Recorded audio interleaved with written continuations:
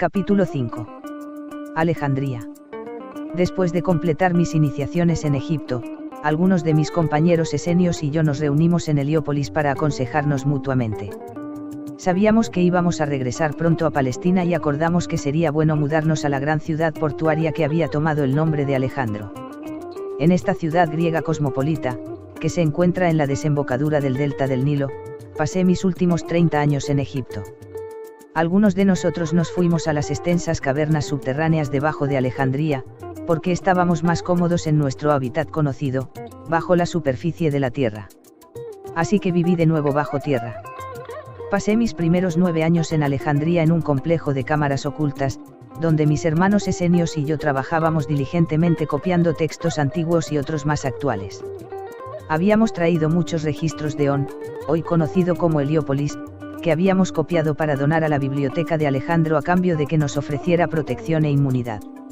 Y sobre todo, nuestra disposición a intercambiar nuestra experiencia como escribas, nos dio acceso al tesoro creciente de obras religiosas, filosóficas e históricas que se acumulaban en la inmensa biblioteca que Alejandro había construido para reflejar de manera impresionante su poder y sus ideales helenísticos. Algunos trabajaban en la superficie de la tierra como intermediarios, para proteger nuestras operaciones debajo y dentro de la biblioteca externa.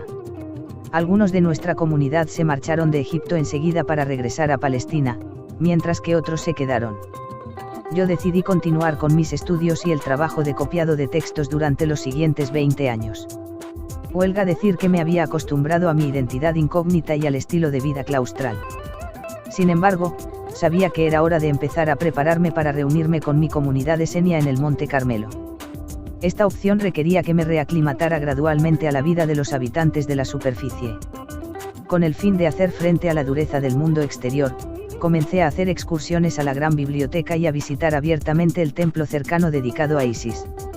Incluso me aventuré a ir al mercado. Había hecho ya muchas visitas secretas al templo en los últimos años, y las grandes sacerdotisas que servían a Nuestra Señora, como llamábamos a Isis, me conocían muy bien. Por fin, cuando me sentí a gusto en el caos externo a mi alrededor, acepté la invitación de mis amigas, las sumas sacerdotisas, para ir a vivir permanentemente en las habitaciones dentro del complejo del templo. Aunque todavía vivía enclaustrada, había realizado con éxito la transición a habitante de la superficie otra vez. Durante los últimos 100 años que viví en Egipto, había empezado a hacer viajes con mis compañeros a Gran Bretaña, Grecia, el sur de Galia y varias islas del Mediterráneo. La mayoría de estos viajes tuvieron lugar durante mis últimos años en Alejandría. Encontré mis aventuras en el extranjero enormemente constructivas y expansivas para mi alma. Disfruté especialmente de mi estancia en Gran Bretaña, que sentí como si fuera un extraordinario regreso a casa. Mientras estuve allí, fui adoptada por un jefe celta y me convertí en una de sus hijas, aunque yo era muchos años mayor que él. Al mirar hacia el futuro probable, sabía que algún día volvería a las verdes colinas y llanuras de Gran Bretaña. Vi cómo muchos años más tarde estaría haciendo los preparativos para el descanso de mi cuerpo físico en la isla de Avalón. Pero esa es otra historia. Volvamos a Alejandría y a la breve biografía de quien recibió su nombre, Alejandro Magno. Alejandro de Macedonia fue un alumno de Aristóteles que realizó sus iniciaciones en Egipto, en las cámaras más sagradas, ocultas a los que estaban ciegos para la visión interior. En realidad, él era una serpiente sabia, como se llamaba comúnmente los iniciados en los misterios, y sabía elevar la energía de fuego en forma de serpiente por su espina dorsal, y cómo descifrar los códigos crípticos del mundo de lo oculto. Alejandro apoyaba y se rodeaba de elegidos, magos, adivinos, hechiceros y doctores de cuerpo, mente y alma. Mucho antes de salir de Egipto para regresar al Monte Carmelo, tuve la suerte de conocer a Alejandro en una reunión secreta del consejo, cuando todavía era un muchacho. Por lo tanto, lo vi como a un hermano, a pesar de su excentricidad y de que al final, en los últimos años, fue seducido por el glamour del poder, cuando la corrupción se apoderó de su mente con la enfermedad común de aquellos que comprometen su alma. Aunque vivió pocos años, su influencia dejó un poderoso legado.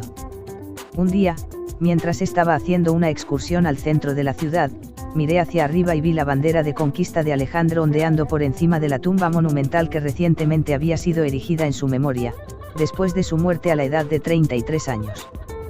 Todos los habitantes de Alejandría y de las ciudades con templos a lo largo del Nilo, se habían sentido fuertemente oprimidos por el gobierno inepto de las familias dinásticas macedonias de Ptolomeo. Una gran multitud consideraba a Alejandría su hogar.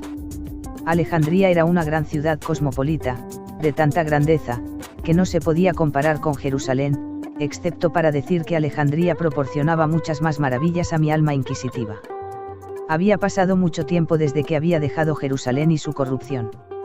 A través de mensajeros que recorrían las tierras, recibí la noticia de que Jerusalén se había vuelto tan corrupta y los caminos del Señor tan distorsionados por la política y la disensión, que me producía gran dolor de corazón pensar en volver a estar dentro de sus altísimos muros. Estar en Alejandría, aun con toda su intriga, violencia y sufrimiento, era un alivio y un consuelo. En su puerto se amarraban barcos de muchas tierras distantes, y en sus estrechas calles y amplias avenidas había gente de todos los colores, creencias y costumbres. Había una parte de mí que disfrutaba del clamor, la emoción y la aventura de toda esa estimulación para mi mente y mis sentidos. Sin embargo, había otra parte de mí que prefería el silencio, la vida contemplativa interior y el bálsamo rejuvenecedor de la naturaleza. Gracias a Dios podía disfrutar de ambos aspectos aquí, en la recién nacida Alejandría, construida sobre un antiguo asentamiento de la Hermandad de la Luz que vino de la Atlántida. Aquí estaban los monumentos a la evolución de la humanidad a través del tiempo, en forma de estancias de mármol, templos, y grandes fortalezas de granito y arenisca. Como ya he comentado anteriormente, había también una ciudad oculta muy por debajo de las bóvedas exteriores, desconocida para aquellos que causaban disturbios, se embriagaban, e insensibilizaban sus almas. Fue este acceso a la sabiduría antigua lo que me atrajo, como una polilla a una llama eterna, para ser elevada a la luz de la revelación directa. Desde sus inicios, Alejandría estuvo destinada a ser una mezcla internacional de culturas. En efecto, facilitó la fusión de muchas culturas diferentes, atlantes, egipcios, cretenses, fenicios, hebreos, asirios, babilonios, persas, griegos, macedonios y romanos. La cultura predominante, sin embargo, era la griega, no la egipcia, por lo que a todos los efectos se convirtió en un establecimiento griego en Egipto dedicado esencialmente al cultivo de la cultura helénica. Aquellos que eran descendientes egipcios de la línea sacerdotal o de la estirpe faraónica tenían residencias temporales en Alejandría, donde se los recibía con hospitalidad. Sin embargo, sus residencias primarias estaban en Heliópolis, Tebas y otras ciudades a lo largo del Nilo. Por lo tanto, su presencia era honrada, pero tuvieron poca influencia en el entorno político y social de Alejandría, hasta que la incursión de Roma puso fin a la dinastía ptolemaica. A Cleopatra, que era de origen macedónico, se le permitió gobernar como reina de Egipto desde el año 51 hasta el 30 a.C. Por otro lado, los egipcios de las clases trabajadoras de Alejandría estaban sometidos y tenían pocas posibilidades de mejorar su estatus social a través del matrimonio. Durante algunos años, la población hebrea fue especialmente bienvenida, recibiendo privilegios comparables a los de los súbditos griegos.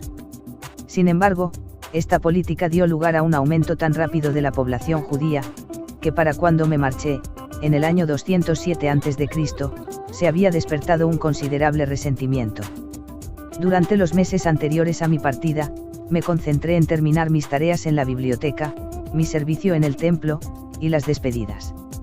Durante el resto de mis días continuaría sintiendo la influencia de Egipto, y en el futuro, mi historia volvería a sus antiguos monumentos. Cuando nos encontremos de nuevo, mi querido amigo, tomaremos el tesoro de la sabiduría acumulada en Egipto, y recorreremos nuestro camino hasta mi amado Monte Carmelo junto al mar.